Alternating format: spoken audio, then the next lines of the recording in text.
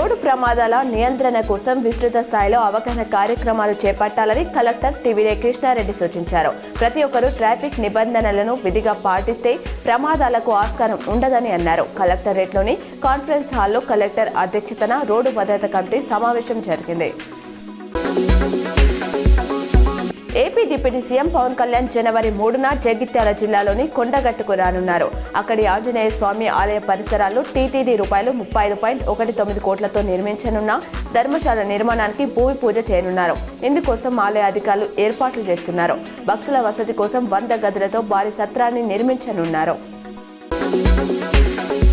శబరిమల అయ్యప్ప స్వామి ఆలయంలో పవిత్ర మండల పూజ పూర్తయింది. శనివారం రాత్రి 10 గంటలకు హరివరాసనం పాడిన తర్వాత మండల పూజ కాలం ముగింపును సూచిస్తూ గుడిని మూసివేసినట్లు ట్రావెన్కోర్ దేవస్థానం బోర్డు టీడీపీ తెలిపింది. మకర విలక్కు పండగ కోసం ఈ నెల 30న 5 గంటలకు ఆలయం తెరుస్తామని చెప్పింది.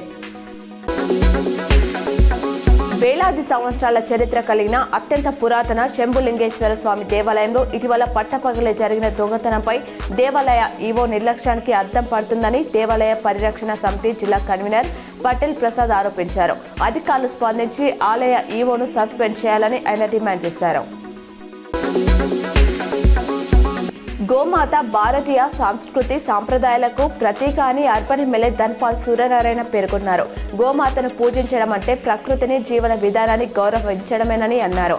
గోవు పాలు పంచగవ్యాలు మన ఆరోగ్యానికి ఎంతో ఉపయోగకరమని వివరించారు. గోమాత భారతీయ సంస్కృతి సాంప్రదాయాలకు ప్రతీక అని పేర్కొన్నారు.